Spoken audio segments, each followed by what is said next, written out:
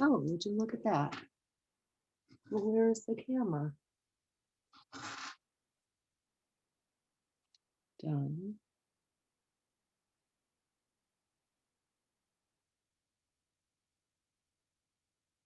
Hey, Rach. Interesting.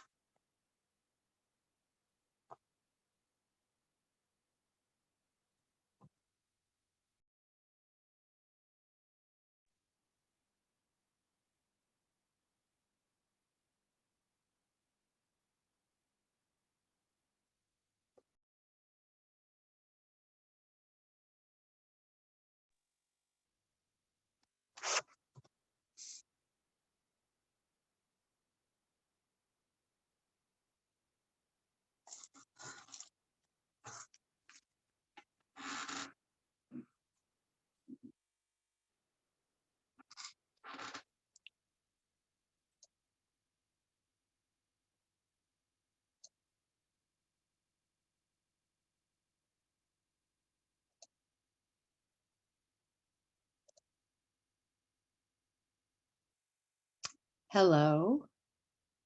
Nope. Okay.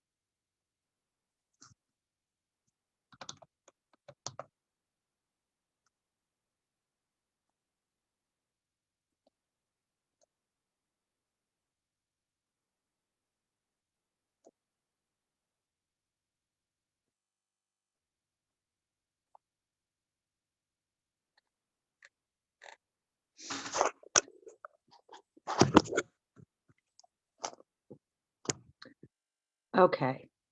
Well, we'll just hope.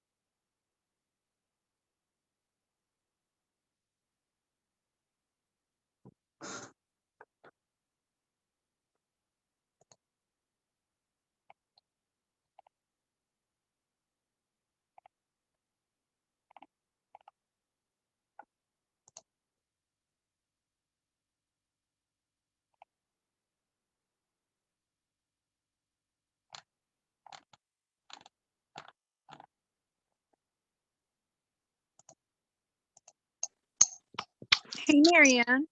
Hey, how are you? I'm good. How are you doing? I'm fine.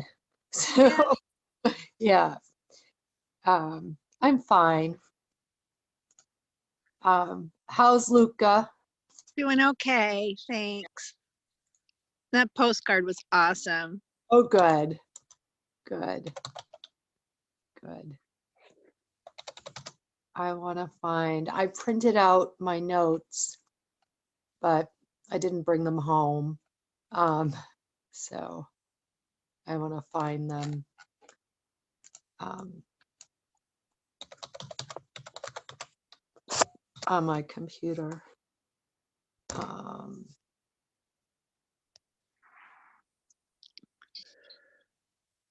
So let's see, here we go.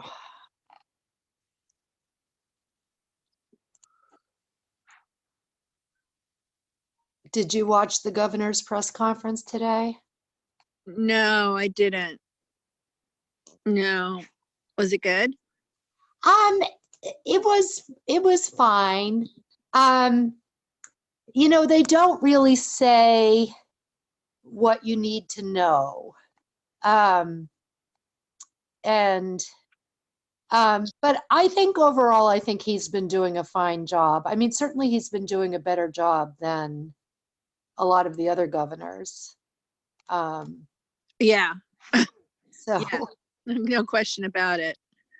Yeah, but I have a friend who works is an emergency room physician at Mount Auburn.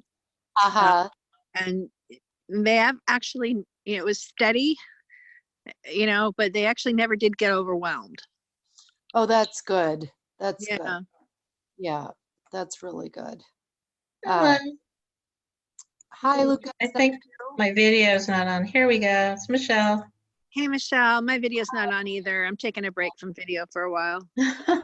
I know what you mean. I had 6 in one day. It gets to be a bit much after a while. Yeah, it really does.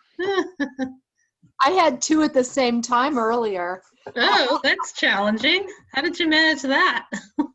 Well, one, I just had to, it was ukulele, so I just had to get it started, and then I make Julie the host of that. So I just had to get it started and make her the host, and I just used the chat box to type to her while I was talking to other people.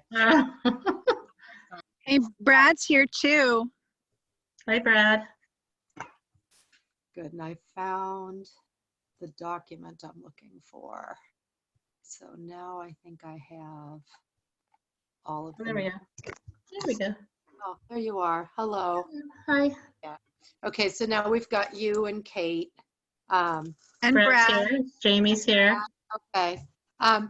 So I'm on my phone because I couldn't get, I decided to use our desktop, and oh, there you are. There's Jamie. Hi, Jamie. And I couldn't get the sound to work on it. So. Okay. So, all right, so we've got Brad, Michelle, Jamie, Kate. That's 4. And so we're waiting. Oh, and there's our guest. Hello. You're muted. Hi, Hi. How are you? I'm good. How are you? I'm good. So this meeting is being recorded. Oh, and there's something I'm supposed to read. So let me find that. So there's something we're supposed to read at the start of these meetings. Let me find it so that it's part of the official record. And let me find it. Okay. So at the start of these meetings, and since there are 4 of you, are there 4 of you here, Michelle and Jamie? Brad disappeared. He was here a minute ago. Okay. I'm here, but I shut off my camera because I just walked in the door and I'm gonna eat dinner. Okay. But I'm present. Okay, when there are 4 trustees again, tell me and I'll read the disclaimer. Okay. And then we'll hope that Michelle Cunningham and Savannah remember. There have been, like I've sent a couple of emails, and I think wasn't it Michelle who sent an email over the weekend saying that she I did. needed to, was that you? Oh, looks okay. Yes. I just couldn't remember. It was in my calendar and I just couldn't find notes and stuff from last time. So, and I remembered that I'd missed it. So I just Yeah. want to be sure. Okay. So All we right. miss it again. Good. But it's Michelle Cunningham who was asking, but I sent out the link again today. So, so I don't know how you found it. Did you get it from the email I sent today? Yeah. Yeah. Yeah. Okay. I didn't see the other one. So I emailed Kate and she said, oh yeah, there was one. And so when I came home, I checked. Okay. All right. I was so embarrassed last time. I did remember during the day and then it like dinner time came and it slipped right out of my head. Never happened to me though. No, never, Kate, right? I think during a pandemic, all mistakes are excused. And even not during a pandemic, all mistakes are excused. So. Well, it's funny. I've been saying sort of that when someone comes onto a meeting and says, "Oh, I'm sorry, I'm late," or I'm like, "Oh, you're breaking the pandemic rule. We don't apologize for needing to go like take care of our kid or Yeah. go to the bathroom or whatever." Right. Stop. Okay. So I don't, let's see, open with, oh, there it is down there. Let me pull it up. Okay. That's good. Oh, good. There's Brad. Yes, Brad, he's back. Okay. So now we've got 4. Okay. So let me read the disclaimer. So this disclaimer, which now I have to find again, is supposed to be read at the start of these online meetings. So following the governor's restrictions on public meetings, this meeting is being held virtually using zoom.com for remote participation. The public may access it following the instructions on this meeting's agenda posted on the town calendar here. And then there's the link to the town calendar on the town website at shutesbury.org. If despite our best efforts, we are not able to provide real-time access, the public can request a recording of this meeting by contacting the town clerk. Okay, so that's the disclaimer. Okay, good. Thanks, Marianne. I wanted to join by video because Melanie's here. So I wanted to welcome Melanie and thank you so much for running for office. I like your chances. So it'll be great to have you with us. Michelle, I didn't do like an agenda for this meeting, which normally we do, one of us does, but I didn't this time. Because the agenda that was sent around in the announcement seemed kind of like exactly where we needed to be. But does anyone have any amendments to that agenda before we get rolling? So I was going to paste it into the chat. Do y'all know how to use chat in Zoom? Yeah. Yeah, everybody's a pro now, right? Right. So I'm just going to do that real quick and we can all look at it together. Oh, did we lose Brad again? No, Brad's here. I see Brad. Oh, maybe because I opened the chat box, I can't see him. Oh, there he is. Yeah. Yeah. 1, 2, 3, 4. So we have a quorum. So we can conduct business. I cannot remember whether Michelle sent out minutes. Have people seen minutes? No, Michelle hasn't sent out minutes. Can you still hear me? Yes. Okay. She hasn't sent out minutes because she wasn't at the meeting, and I took some rough notes, and then I spoke to Susie today, and we do have to have minutes even though there's a recording of the meeting, but she sent me the recording of the meeting, so I'll go back and fill in my rough notes, and then I'll send them out for the next meeting. Okay, sounds good. All right. Yeah, that's fine. And director report? While you guys are looking, do you want me to, so I could maybe share that here? On your screen, you're going to share screen? Yep. Fantastic. Okay, there you go. Okay, can you guys look at it? And I'm going to run down and get my charger for my phone, which is what I'm using for audio, because Sure. it's running out of battery. I'll be right back.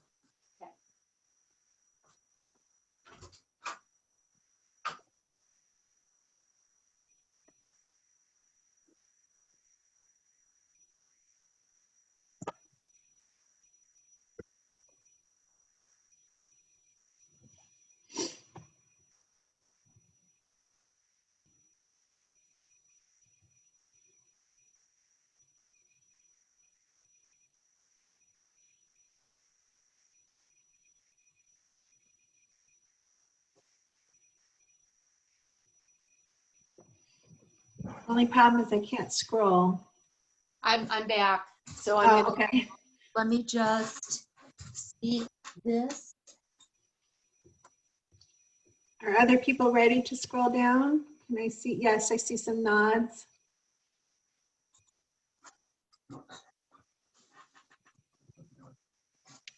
Okay, here, let me scroll it. Thank you. And I go, let's see, how about to there? That looks good. So Elizabeth is leaving. And what's the next step on that, Marianne? So there isn't really a next step on that, at least for right now. You know, I think we need to be a little further along before I can think about replacing her. You know, right now I couldn't even imagine having somebody else in the building at the same time to train. Yeah. You know, but so, and that was actually, you know, as I've been jotting down notes about possibly reopening, I just need to find a place to plug this in. Oh, I found a place. One of the barriers was Elizabeth, and so, you know, just sort of finding a way to fit her in, because Cynthia can really do a lot of the behind the scenes kind of work. So she can do a lot at home, and she can do a lot when I'm not there. But Elizabeth wasn't really trained to do a lot of the behind the scenes work.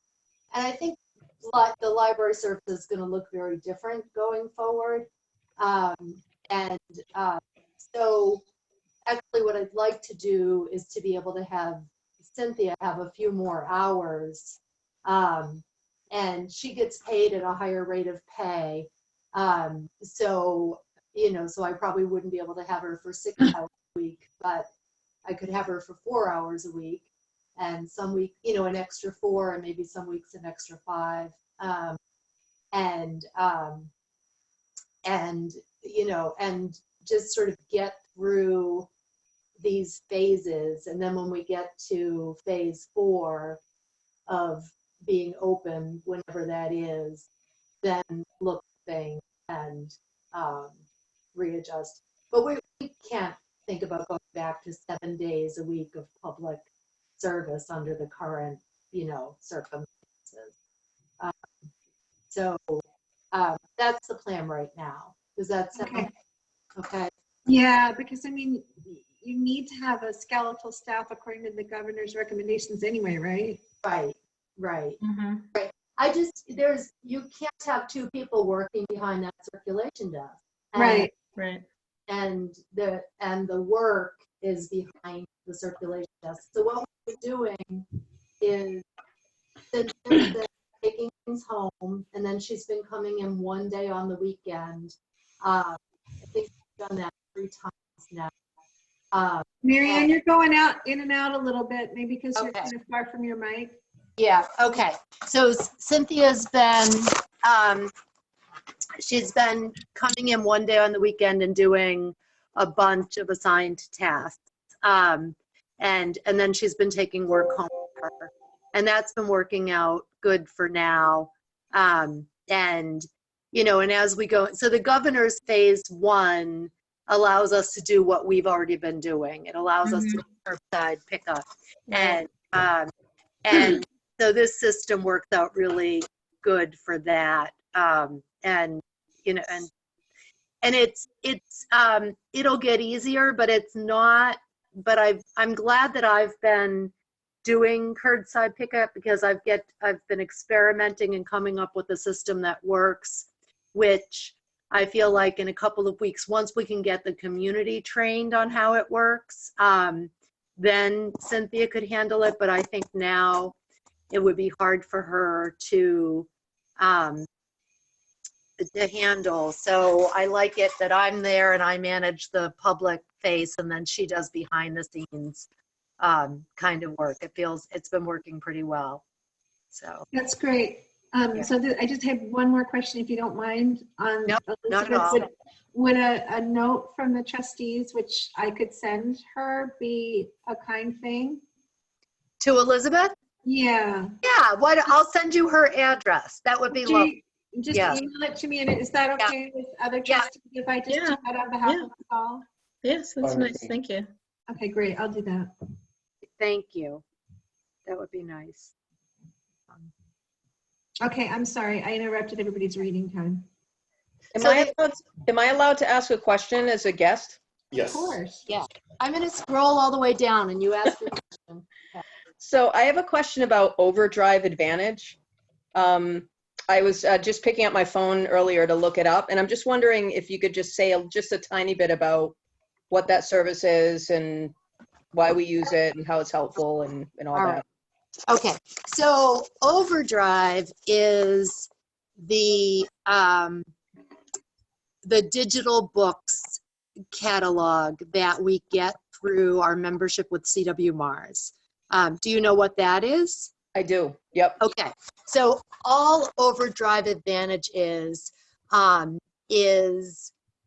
now, and so with Overdrive, I'm not able to select content.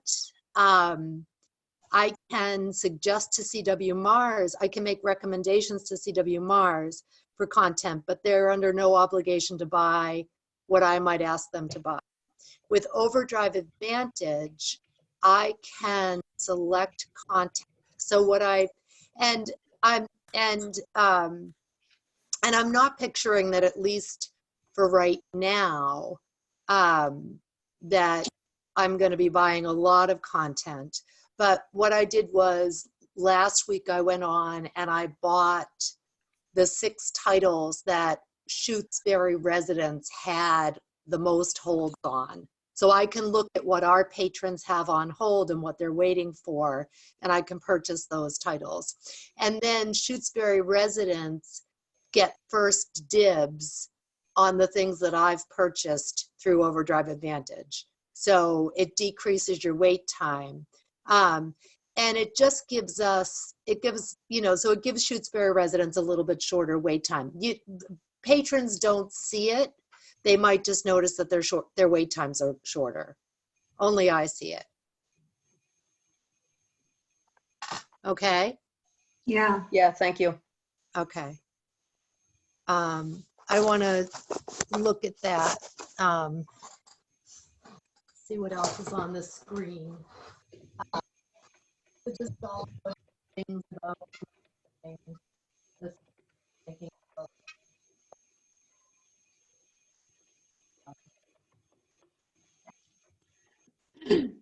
Nobody has any complaints about me not having in-person summer programs or or questions about that?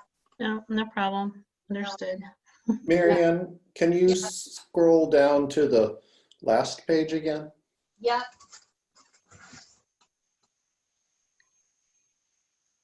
You have your bulleted lists. Yeah. And I thought Hmm. it would be good talking about those. Okay. Yeah, I think that's the main topic of conversation for our meeting tonight, Brad. Okay, So it's the sort of town meeting prep, budget, quick budget just check-in and discussion, and then anything else we need to do for COVID reopening. gotcha. It's in the chat. I see that now. Okay, great. So can I talk a little bit about sort of conversations with Becky about what the finance committee is talking about? Can we just, can we do a couple things first, since that Okay. seems to fall under the budget piece? Yes? Yep. Okay, so can we just approve the report? Can we have first a vote to approve the report? The director's report, Yeah, I move that we approve the director's report. I'll second that. all right, all in favor? Aye. Aye. Jamie, you're, Aye. thank you. All right, that passes unanimously. And then we've had a suggestion, which I really should have done at the top, but I'm sort of glad I didn't, because more of us are here. Although I thought I saw Michelle Cunningham and then she disappeared again. Yeah, I did too. I don't see her now either. You may need to do what Brad had to do, which is update her Zoom. Mm. So maybe she's doing that, but we'll give her a chance to do this. Just introduce ourselves and the roles that we play on the trustees to Melanie, since she's going to be coming in and joining us. So Michelle, as the person with the longest tenure, would you like to start? Okay. Hi, Melanie. I'm Michelle Regan-Ladd. I've been a trustee since around the other attempted library project. I was on the committee that wrote the grant too, and I co-chair with Kate right now. Thanks. I'll go next. So hi, Melanie. I'm Kate. I co-chair with Michelle. I joined 9 years ago, which was about 3 months before the library vote that failed. But I'm still here, and I'm still fighting for a new library for Shutesbury with all these other wonderful people. Brad, would you like to go next? Sure. I'm Brad Foster. I live on the southern edge of Shutesbury. I'm the treasurer. I think I'm in my 4th year now. And I have a daughter who went through SES, and we have fond memories of learning about libraries from Marianne. I think that was one of the things that pulled me into being a library trustee. Thanks, Brad. Jamie? Hi, Melanie. I'm Jamie. You're taking my spot, so you don't have to.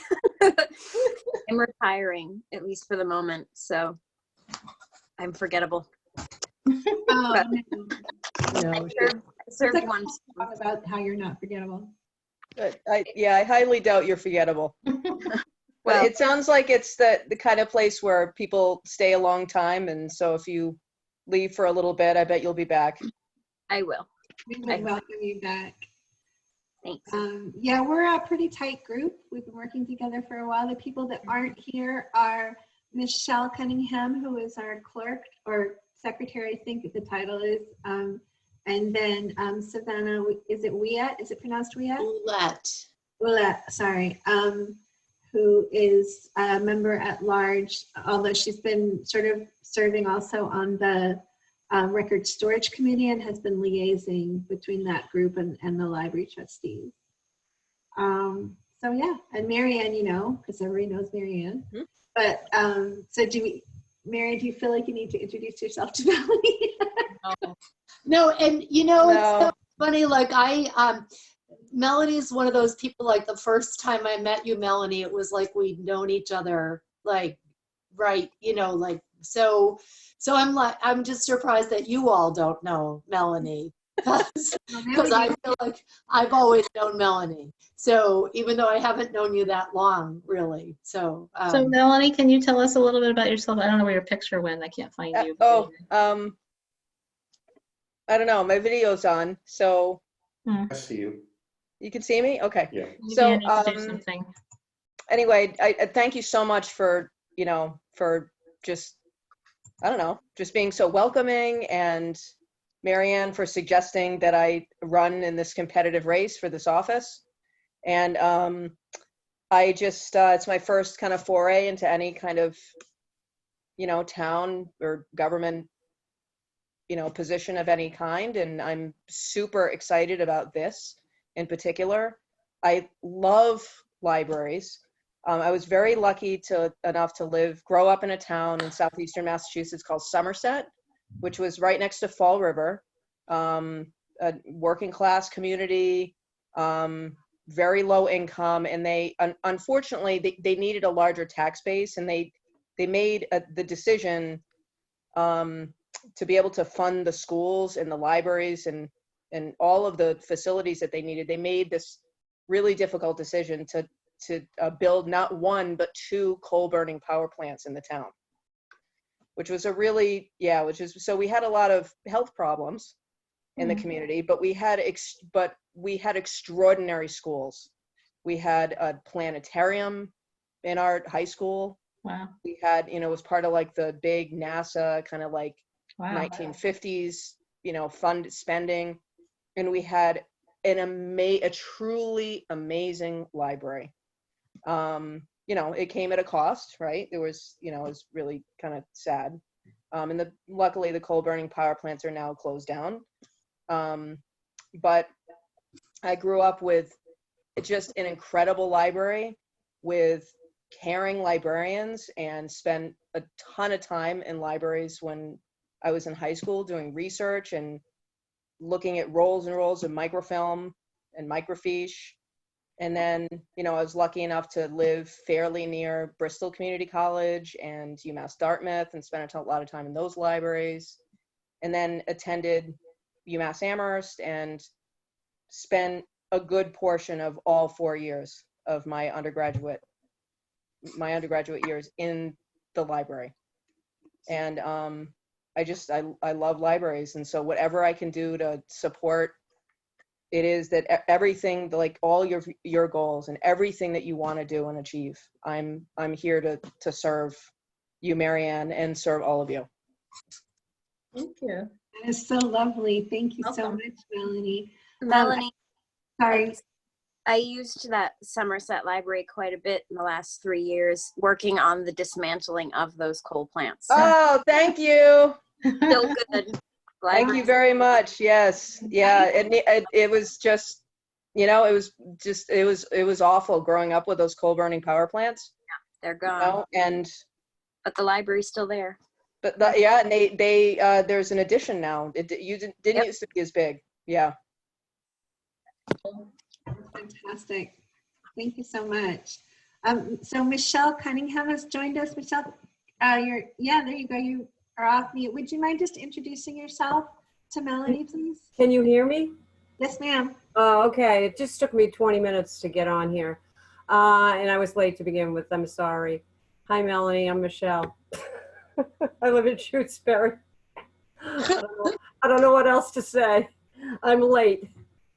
I did hear you, though. I could hear you. Right now, I have this notepad and thing in front of me, and I can't like get it off my screen. That's because I put it there. Oh, okay. Okay.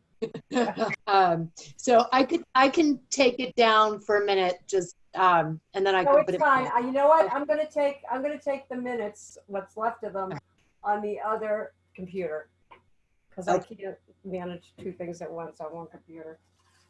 Okay. Oh, and I realized I forgot to add that I live across from the athletic club on Wendell Road, and we've lived here for 3 years, and we absolutely love it here. I'm so glad. You live pretty close to me and Michelle. RL, then Oh, nice. neighbors, like within a couple miles. Very cool. And we love, of course, love the library, which is where we met Marianne. Awesome. If I could just add one more quick thing. I sort of serve as the liaison to the Friends.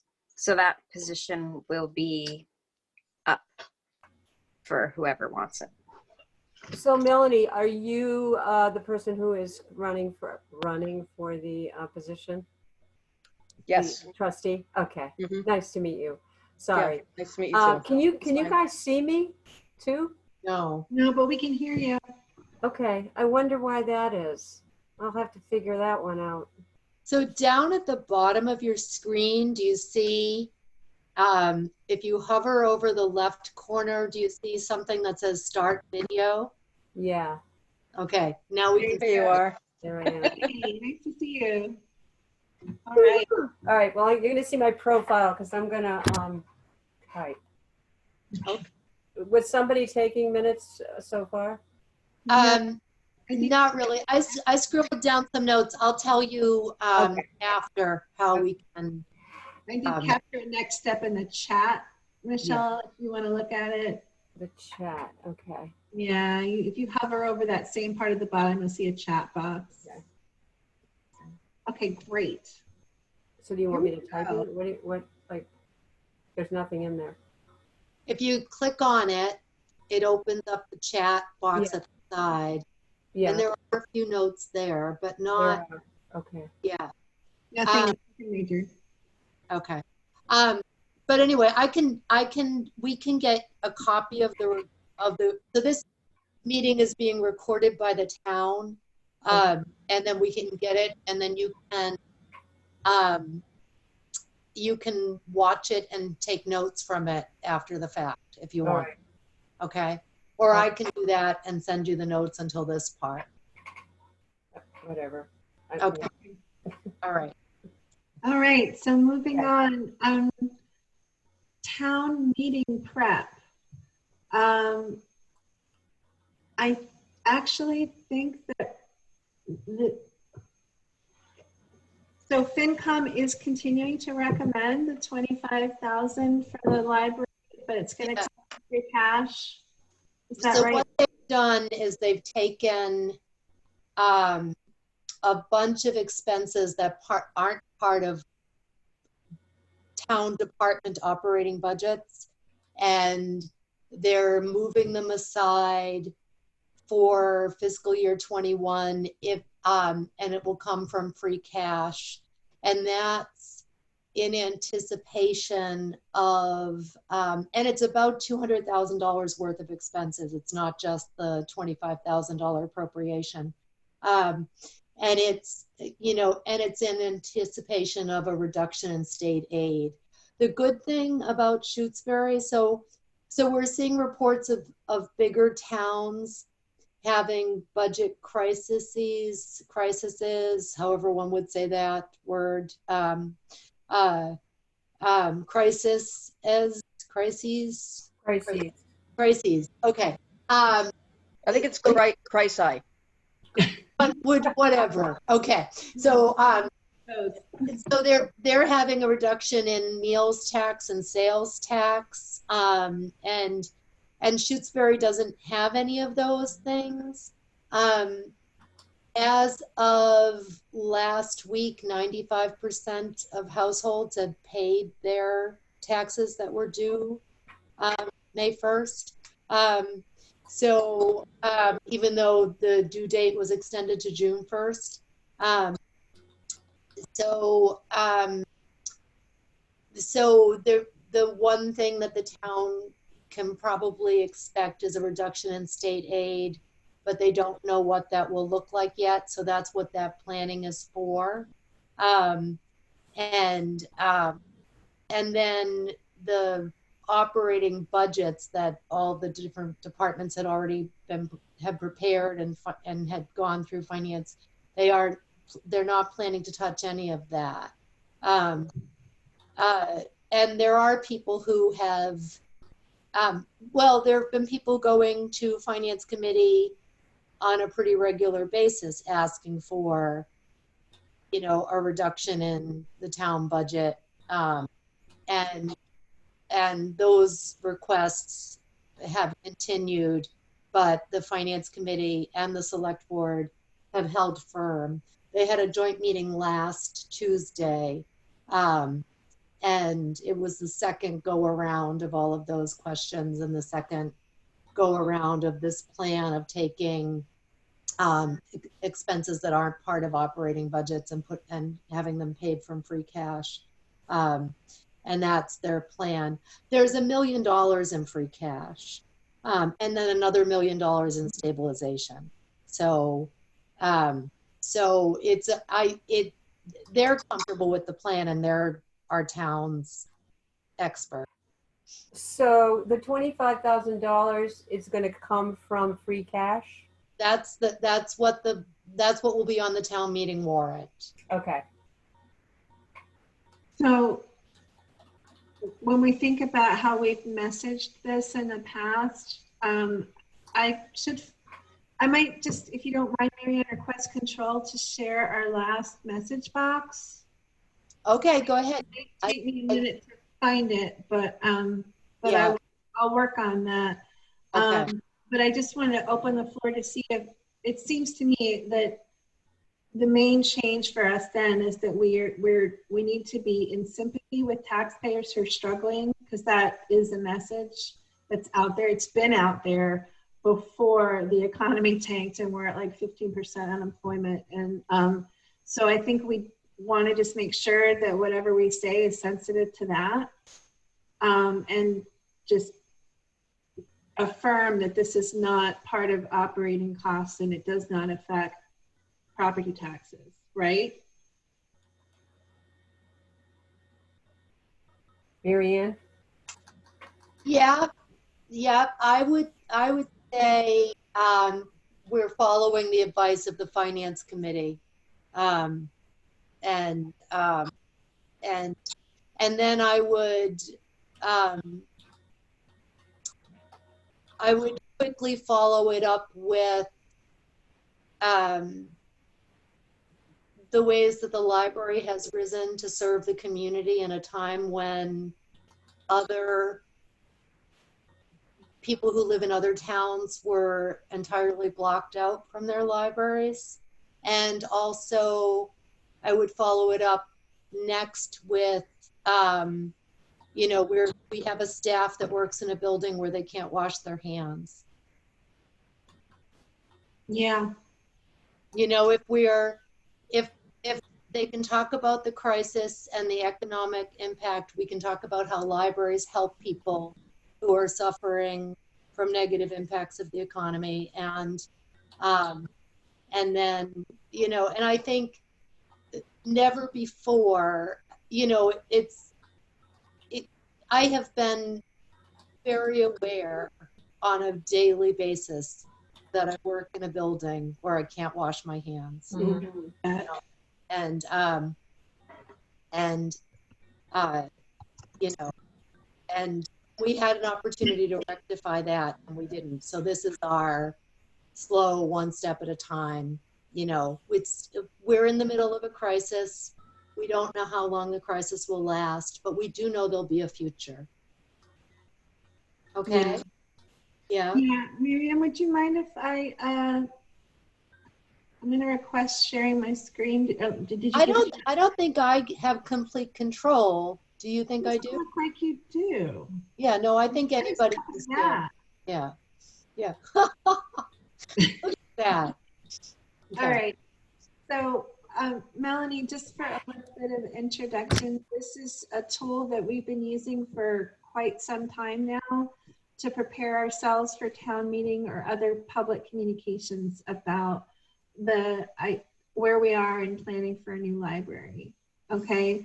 And so we generally pull it out and take a look at it before town meeting so that people are prepped. Sometimes we say, okay, if it's a money question, Brad might be prepped to answer it. If it's a, you know, vision question, you know, maybe one of the trustees would answer it. If it's an operational question, Marianne would answer it. But we try to just have ourselves together with a unified message so that we don't trip over each other. So I don't, the only thing, I do think that, you know, it has no running water is on here, but I do think it might be helpful to add, and we can't wash our hands. So I'm just gonna put a I stick- agree. I was thinking the same thing, Kate. Yeah. As soon as I read the governor's recommendations, I was like, well, we don't have any running water, so staff can wash their hands. You know, and what if some staff person has sensitive skin and can't use that alcohol-based hand sanitizer? So I think it's a really good point. I don't want to make it sound like we can't follow the governor's recommendations. Right. Yeah, I just saying staff can't wash the staff can't wash their hands. I think that says enough too. Yeah. I think it says enough, and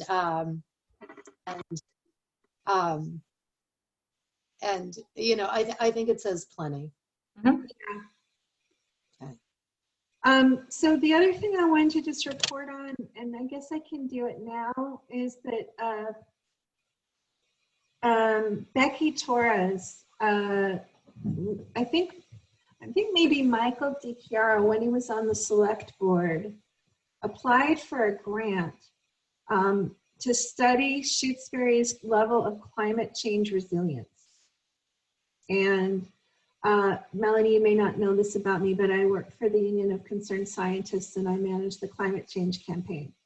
And so with that experience and with my role as trustee, I was one of, I guess, maybe 20 people or more invited to join some sort of small group discussions about how to increase Shutesbury's resilience, where we saw weaknesses in the town's infrastructure or in social cohesion or capital, or, you know, sort of a pretty full suite of resilience kinds of questions. It was a pretty good conversation and very expertly prepped for by people who really knew what they were talking about, and facilitated really well too. One of the things I said is that there's no town-wide cooling center. What kind of center? I said that too. Who did? I'm sorry. I said that too. Oh, that's good that they heard that twice, Marianne. I didn't hear that word. There's no what center? Cooling center. So as we look at how essentially by, you know, mid to 3/4 of the way through this century, the climate of Massachusetts, unless we mitigate very quickly, reduce our carbon trapping emissions very quickly, the climate of Massachusetts is going to essentially be the climate of North Carolina. Mm-hmm. And we don't have air conditioning in our public spaces by and large. We have a small library with a small air conditioner, but it's not large enough to serve a population as a place they can go and cool down reliably during very hot weather. And this is really important when you have an older population that doesn't handle heat as well. Heat interacts badly with a whole bunch of underlying or conditions that older people tend to have. And I also talked about the need for the school to be air conditioned, because children are also extremely vulnerable to extreme heat and learn very badly when it's hot. Even if they're physically okay, their learning ability to learn drops dramatically. So I made a case that actually building a new library that was large enough to hold more people safely and keep them cool in a much warmer climate was really important. So I'm hoping that that was heard, and if it was, the next step, I think, is I'm going to talk to our state rep, Natalie Blay, about it and see if we might consider combining funding sources. So I don't think that that's for here, but I actually do think it's another problem that our library right now is not particularly resilient, is not positioned to help the town be as resilient as we would like it to be to the climate impacts that we know we can't avoid. So what do y'all think about, I don't know that that's a place that we're going to need that message in town meeting.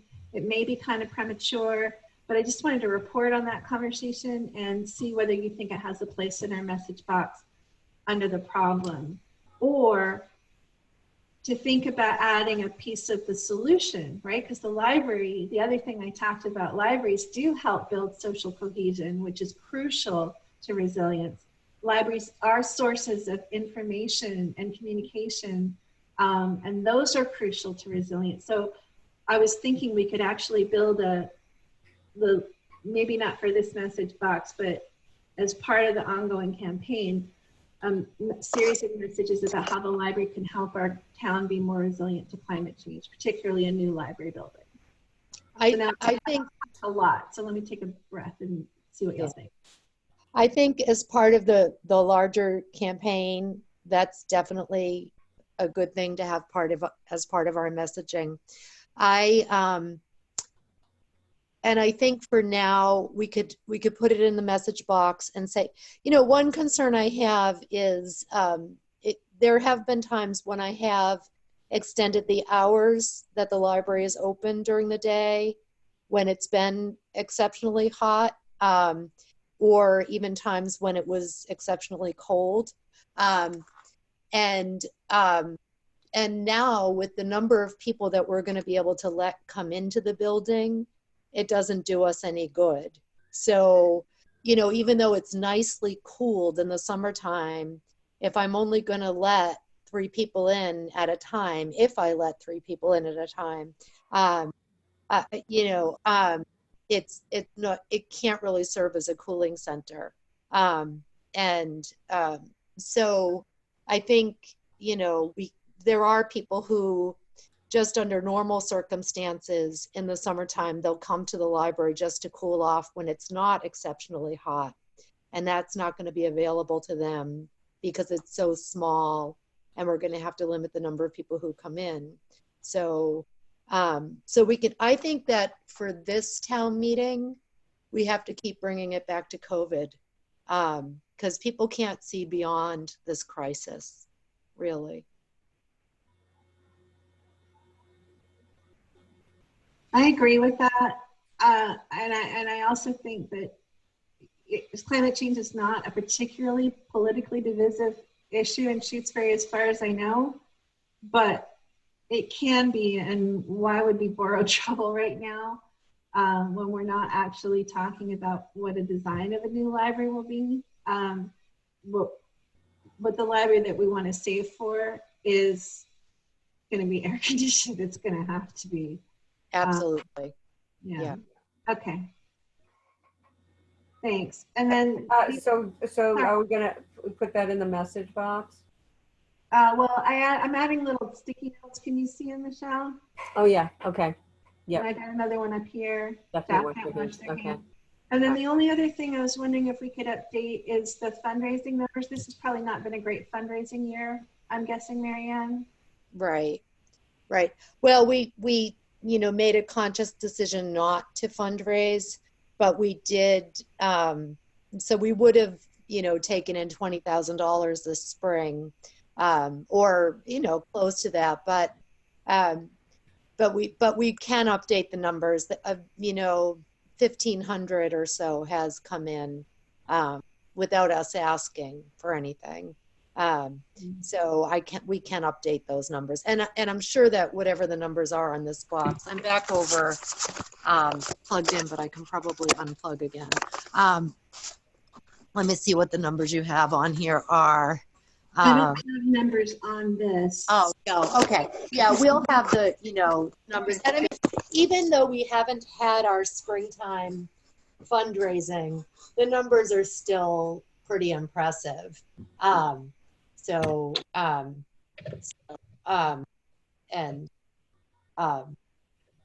Giving Tuesday was, we passed on that, right? Well, so Giving Tuesday is something that was just created for this crisis. Yeah. And we would have done Library Giving Day at the end of April. That's what we did last year. And we decided to pass on Library Giving Day and let people just focus on taking care of their needs during this crisis. And then we gave up on the spring spruce ups, but there were there were 4 or 5 sort of Giving Tuesday donations that came in, people who self-selected to make Giving Tuesday gifts. And then there was one of those was $1,000. So anyway, so that was nice to have those come in. But it still feels really good to me that we didn't sort of bother people with this right now. And that's something we can say at town meeting too. Yeah, I put a note about that in. And then the other thing I would say, we're doing this, and though we do so much already, is, we've done our very best to serve the town during the, stay at home order. Right? You've still been doing whatever you can virtually, yeah? Right. You're still doing book club, right? And you're still doing ukulele. Right, and fitness classes, and curbside, pickup of materials. And we expanded our digital offerings by adding Acorn Media, which has been very popular. Okay. Yeah. So I included those just and I may update this and send it around if I have time. But I think that, because actually the sort of the way that we've coped with the crisis is, and when I say we, I mean you, Marianne, has been really extraordinary. So But I feel like I can do it because you support me. So thank you. All I need to know is that there are people behind me saying, yes, you can do it. Okay. And then Can I ask a quick question? What percentage of libraries in Massachusetts, if we know this, are continuing to offer services and curbside pickup and classes? Are most libraries completely closed? Is this a unique thing that's happening? I don't think it's unique. Do you, Marianne? I mean, so some libraries, so the curbside pickup, there are just a handful of us doing curbside pickup. Really, like a handful, 5. If there are in the whole state. In the whole state. Yeah. I think that to me, I think that's worth noting, that it's extraordinary in a lot of ways. And one of them is that there are, count on one hand, the number of libraries in the state that are offering curbside pickup. Right. And one of them, in ours, is one of them. Right. That's that will incredible. Change next week, but yeah, so really it's, so there are very few libraries that have been doing curbside. A lot of libraries have been able to move some programming online. And some are doing a lot more than I am, but they have, 25-person staffs. And so sometimes I see things people are doing and I feel bad, but then I remember that really a lot of what I'm doing is this curbside pickup. It's really labor intensive.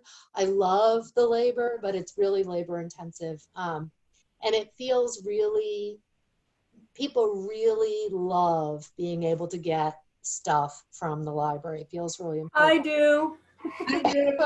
Good. And, and people, and we now have 3 fitness programs, and we do have the ukulele every week. And really, the fitness programs, 18 and 20 and 22 people are coming. And we could never have 22 people in town hall doing a fitness program. Shutesbury residents have So there were people who were in Puerto Rico for the winter and then they got stuck there. They couldn't come home. They were able to participate in the fitness programs from Puerto Rico. So that's been really fun. They were supposed to come home yesterday. I haven't heard if they made it or not. I'll see them tomorrow morning and we'll find out if they did. And so that's been really, it's been really good. The online programs have good. The book clubs have been good. The science fiction book club, they all give themselves spaceship Zoom screen savers. It's so funny. So that's been good, and it's been nice to connect people in that way online, and it feels like a good amount. And even though doing a virtual program in some ways is easier, in other ways it's harder. You know, like right now I'm using 2 different devices to participate, but it's not always that bad. So anyway, I think it's been good. All right, well, I'm trying to capture some of these notes. Just sticking them all over the place. And I will think about whether we need to update this or whether I think it might be helpful to update it, or I might just craft a little bit of a new one that is specific to the COVID moment. And we've had so much COVID messaging guidance at work, like how you talk about this, and that I can draw on, and I might try to see over the weekend if I can draft that and send it around for people to take a look at and give feedback on, so that we can be prepped for town meeting. Does that sound good? Can I just ask a scheduling question? Town meeting is now at the end of June, so we actually have another meeting before town meeting, yes? Yeah. So we could? Yes. Excellent. Yeah. So we can, Yeah. I'll definitely will have time to do that before our next meeting. Then I'll make a point of it, and we can look at it then. Does that sound good, folks? Yep. Excellent. All right. Thank you. I'm going to stop sharing now unless anyone has, no, sorry. Any other comments on this before we wrap it up? I'm sorry. I actually had a really quick question about, you mentioned Michael DiChiara's, the grant that he had written, and I'm wondering, I might have missed this, but what is the status of that grant? Did the town receive it, or is it still being considered? Is it on hold? Or? Yeah, so the town received a grant to do this sort of stakeholder engagement, scientific assessment. Okay. And so like on the call that I was on, Al Werner, who's the head of our water resources, did a bunch of talking about the state of the aquifer, a lot of discussion of roads and culverts and stuff like that. And then there were, you know, sort of some other comments about other parts of infrastructure in the town that seem important. Dams came up a lot. And then some of us were talking about, you know, the school and the library as well. Got it. Okay. Good question. Yeah. And then whether there is a pot of money that the state has made available for towns to use to increase their climate resilience. It's part of a state bill that got passed, I want to say last, well, there was the feasibility money, I think, got passed 2 years ago. And then there's another one that requires a certain degree of climate change, taking climate change into account in planning. And so that's kind of where we are, the very first stage of this, the sort of research and community input gathering and stuff like that.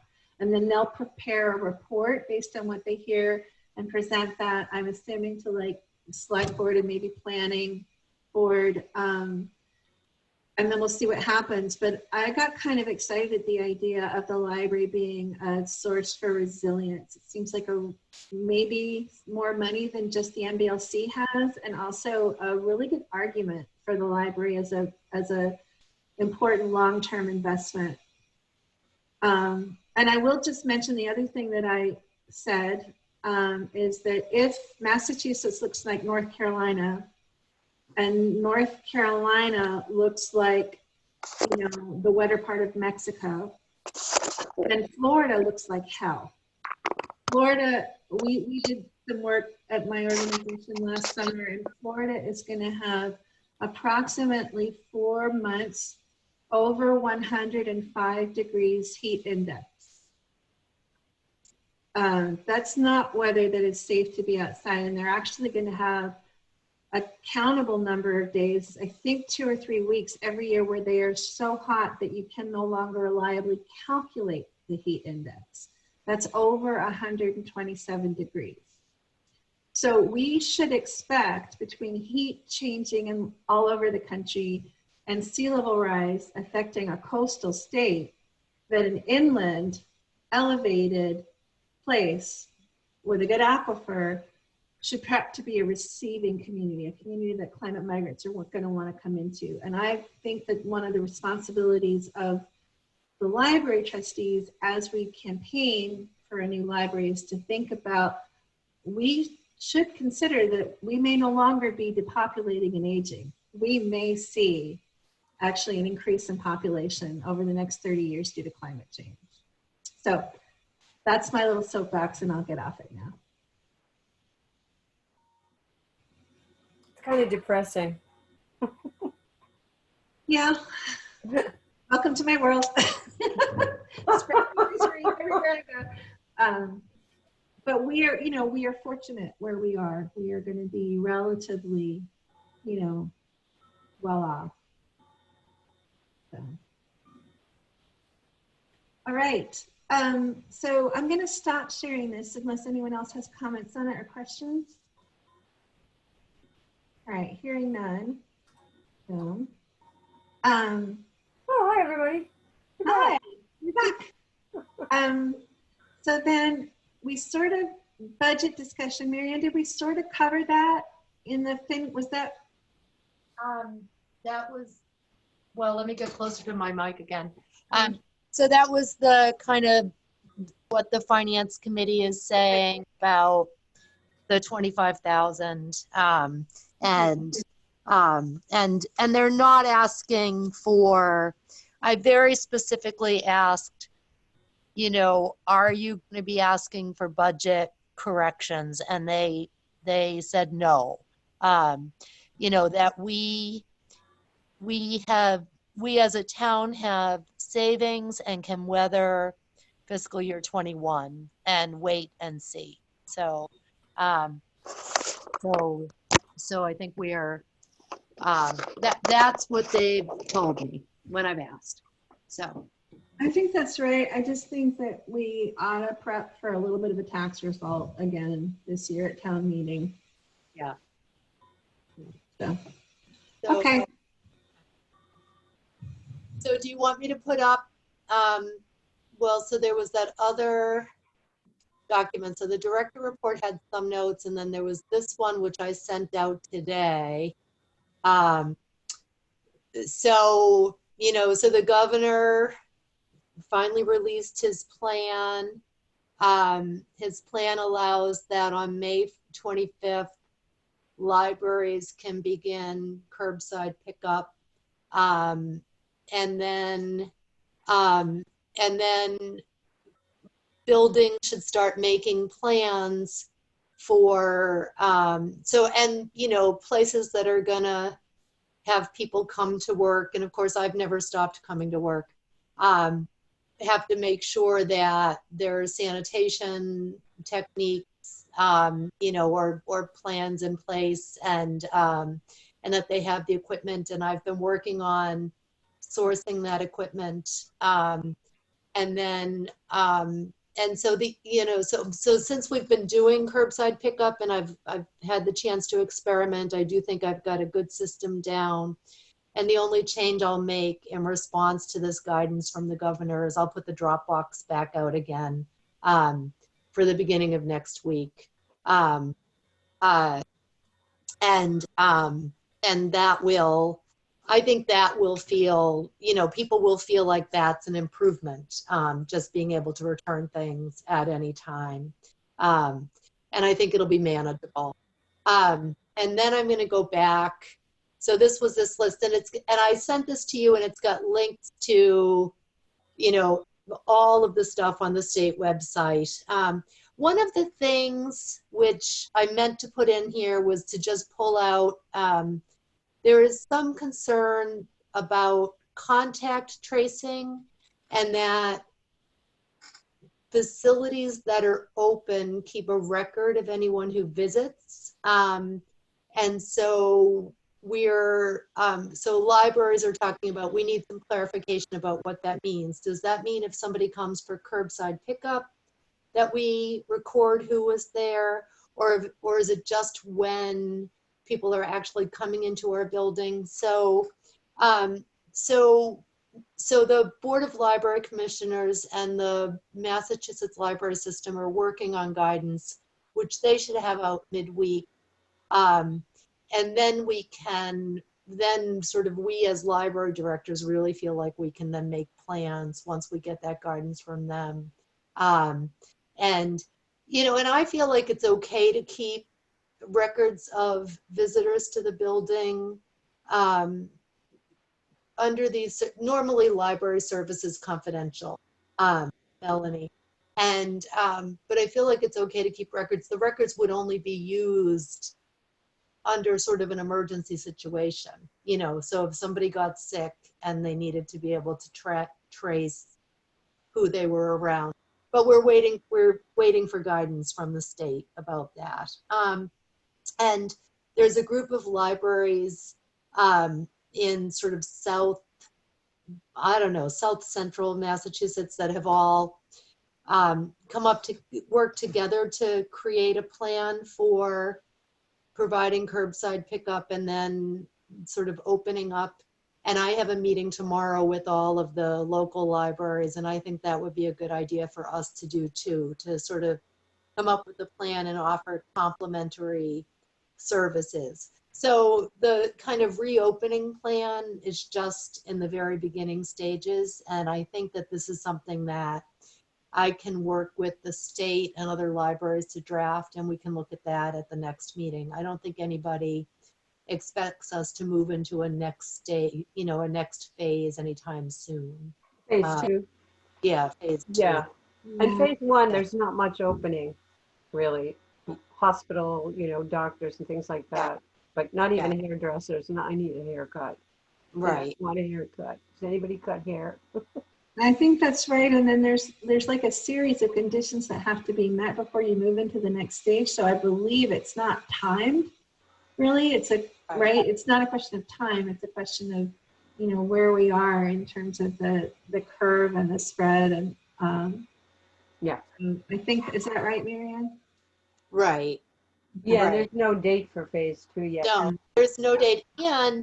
And, you know, and just because the governor said phase one starts next Tuesday, some libraries aren't going to be ready for phase one. And like, I have gloves and I have disinfectant wipes that came, I got some disinfectant wipes a couple of weeks ago. They're okay for wiping hands, but they're not good for wiping surfaces. And they're meant for wiping hands. They're okay, you know, they do a good job and they're safe to use. And then I got some today that came from a medical supply company, and they do a good job wiping surfaces. I can wipe 10 books with a wipe. They're hydrogen peroxide based, so they don't have a horrible smell. They don't have that chlorine feeling that you get in your lungs, and they do a good job. They were $200 for a dozen canisters. I do think we might be able to get some reimbursement from MEMA at some point in time. Becky has asked us to track all of our expenses. And I'm waiting on masks. I have personal masks, and Cynthia has a personal mask. Employers are supposed to provide masks for staff. And I have ordered some disposable masks, but they're going to take a month to get here. And so and before we can let anybody else into the building, we need to be able to say to them, if they don't have a mask, here's a mask. So I'm still waiting for some equipment. The plexiglass has come in, and so a local handyman is going to come up and look at the plexiglass and make a plan for securing it to the ceiling. But the plexiglass was designed to please me. And I'm the one who has to be pleased by it. So, and I think that it'll must be pleased. Yes, I think it'll make Cynthia feel secure too, and it will, it'll just make it so that we are sort of not sitting ducks behind that desk, and that other people can come in. And then I spoke to the MBLC today. I have real concerns about people sitting at the public computers for long enough to use them. So they sent out a email today about a grant for a summer reading program, which for libraries in small towns like ours is just ridiculous. Nobody's going to use it. And I said, here's what I need a grant for. I need 2 laptops. And because I want to be able to give people a laptop to take and use at home, or to use outside. And they said, well, this other grant is coming down the road. And I said, that's not exactly what I mean. So I think they're working on creating a grant just for me. But because there will be other people who need that too, and so, and if not, I can find ways to get a couple of laptops that don't mean spending all the money, I have squirreled away. Maybe some of it, but not all of it. Yeah, I'm at a. So anyway, there are a bunch of different moving pieces, but we'll stick with phase 1 and keep working to being ready to let a couple of people in the building at a time. So. Great. Any questions for Mary Ann on reopening following the governor's guidance? I have a question. None of this involves the like CWRs and transport materials, that right? Like we're still just operating what we have in-house. Right. Well, so midweek, the delivery is managed by the Massachusetts library system, and they're working with the MBLC to come up with this plan that's going to come out in the middle of the week. And so hopefully that plan will say something about interlibrary loan. But right now, so until now, there are libraries that haven't wanted interlibrary loan, and there are libraries that haven't had any staff in the building to accept interlibrary loan. So I don't, again, I do think that's probably coming, but I don't know what it's going to look like. And I don't know that what the governor said today allows for that. I wasn't listening for that with what the governor said. So when I get that guidance from the state midweek, which is when they promised it, I'll share that with all of you. Okay. And I'll highlight the parts that are relevant to us. Okay. That's something that's crossed my mind when we're talking about town meeting and how responsive you've been able to be with this situation. It's that, with the 1,100 books you can fit, you're being responsive. But people that rely on our ability to communicate with other libraries and get materials from them, it's not always available. So, This is why it's a good thing that we've expanded digital collections and why we've kept staff available to help people access those. I feel like that's been a real win, right? You've seen a lot of use of that, right, Marianne? Yep. I've been issuing library cards. I issued 2 library cards today. You want to hear something interesting that I've done? I've been supplying books to teachers. So either people who, let's see, are any of them Shutesbury? No, it's mostly people who live in town and teach elsewhere.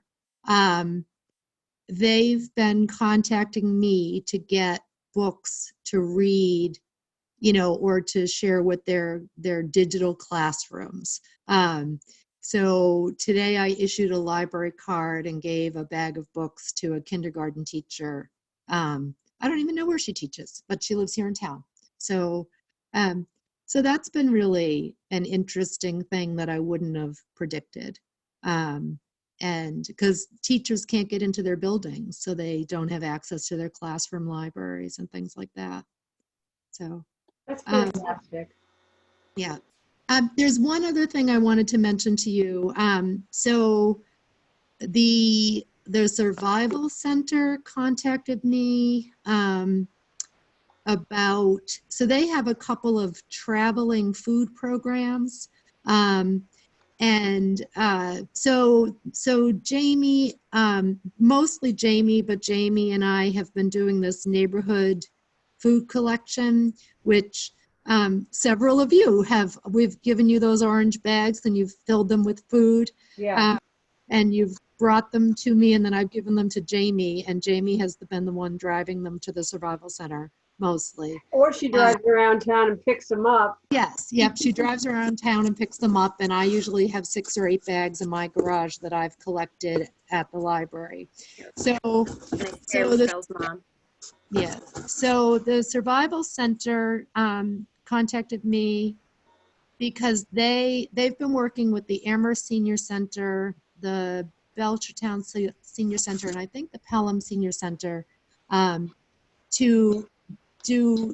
deliver boxes of food to seniors who have a hard time getting to the Survival Center. And I've had people coming to me talking about how hard it is to get all of the things they need. And one of the things they need is food.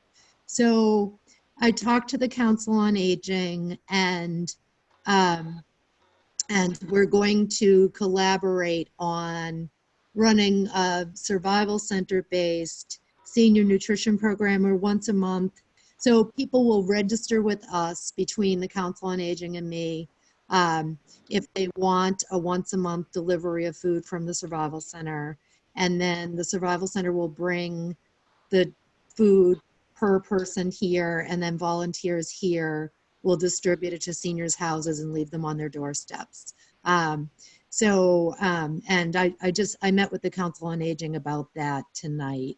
So that's just a small thing that the community will see me doing. I don't think it's not sort of helping the Survival Center in that we're collecting food for them, but it's helping them, meet people in Shutesbury's needs who can't get to the Survival Center or don't want to go because they're seniors and they're more susceptible to the virus. So they'd rather have a delivery on their doorstep. And there are lots of people who want to help with this. So anyway, that's just one of the many little things going on.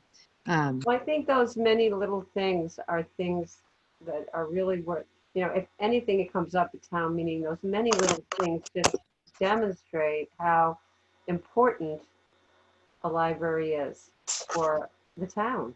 So I think that, I think those little things we should have. I'll talk those little things. How's that? Okay. And if necessary. And I know you won't want to toot your own horn. So I'll toot your horn on that, because that's fantastic. And Jamie, I just wanted to ask you, they're probably wanting more, money donations, right? Yeah. Yeah, they've suspended the neighborhood food project for now, and they're just encouraging people that would normally donate food to donate cash. Cash, yeah. So, if you get an item a week, that's 8 items, for the 2-month pickup. So think about that. I usually have to do it the week before because I forget. Yeah. And $40 or $50. So something like that. So can you do that online with them, or? Yeah. Okay. Put the link to donate into the chat. Yeah. Thank Yeah. you. So, What did you say, Kate? so I don't know if you can see the chat I box. can, now, yeah. But the link that I just put in, Yeah, okay, great. that's where you give the money. All righty. All right? Yeah. Anything else on COVID, community support, cohesion, resilience? Oh, now I lost us. Can you hear me? Yeah, Yeah, All right, hold we can on. see you too. Oh, you can? yeah. I'm back. I think your hair looks great. Yeah. You don't have the COVID stringy that I do. Oh, well, I just, I've been cutting my own bangs. That's an interesting thing. Thank you.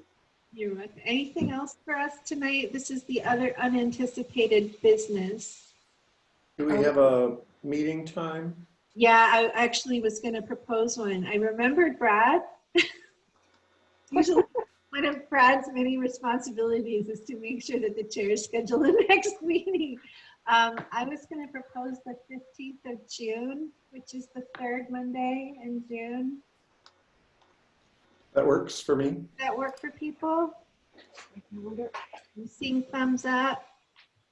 Melanie, you are always, well, I think that'll be before you officially are sworn in, but I hope you'll continue to join us and to participate fully as you did tonight. Yeah, I'll be there for sure. Thank you. Awesome. Thank you. Good. You said the 15th, right? Yeah, the 15th, same Yep, time. I'm fine with that. I'm sure we'll get the Zoom channel. 7:30. Zoom. Okay. And you know, I don't really think there's any chance that we'll be moving to phase 2 before then. Because we could have, because it's already May 18th, right? Or whatever date it is, but it's okay. I'm not going to worry about it because I feel like you need to approve the plan. Can you hear me? Yeah, we can hear Yeah, you. Your video alright. is frozen, but we can hear you. Okay, alrighty. So I feel like you need to approve the, isn't that a lovely picture of me on?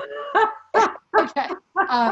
Okay. Whenever freezes, I'm like a good shot. Have y'all noticed that? All It right. totally knows when to freeze. All right. Okay.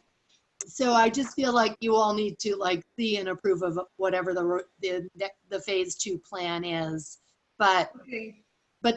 but June 15th is plenty of time for that. Okay, because that's Okay. a month away. Okay. All So right. another body that I'm serving has had to call a couple of extraordinary board meetings while we navigate our way, like maybe 8. Yeah. Oh my God. Yeah, it's been a lot. So Marianne, you're not anticipating that, but I do think that you should feel empowered to ask for one. I think you have Yeah. to post 48 hours in advance, but we can get our act together for that. Right. Right. Too, right? Yes. Yes. If Anywhere. I don't know about y'all. yes.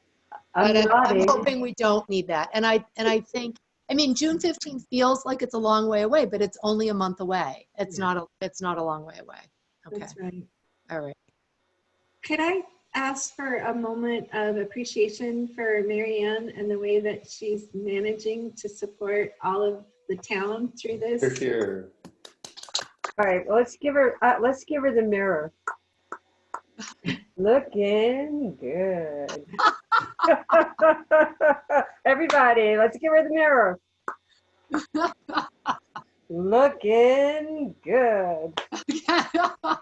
Even frozen. Even frozen. I don't know what that is. It's Wow. been fantastic. That's amazing, Marianne. You're amazing. Yeah. Okay. you really You know, are. it feels really good Yeah. to be able to do something to just have something normal happening in people's lives. Yeah. You know, it feels really good. So, you know, and the director's report, I put that little note from a little 4-year-old about his books. Yeah, so you sweet. know, you know, does she have more books? You know, so You know, it's just so sweet. And there have just been a few people that have shared things like that. And then, and so it's been really good. I'm glad we did it. That's great. Yeah, it's so appreciated. Yeah. Yeah. It's been good. All right. I also want to just appreciate all of us, all of you. Yeah. This is a tight group, and I think we always work well together and think well together and prepare well together, and those are skills that we're going to need. So yay. And it's going to be a little sad to have Jamie take a temporary hiatus, but we're looking forward to Melanie joining us too. All right, y'all. We have one more meeting with her. Yes. I'll let you know just yet, Jamie. Anything else for the good of our order before we wrap? Oh, can I say one more thing? Yes, So ma'am. the town elections are also June 27th. And so whether town meeting ends up happening on June 27th or not, town elections will happen on June 27th. And you can request an early voting ballot now. You go to shutesbury.org and you can find the instructions to do that. And so, which Jamie is showing a picture of.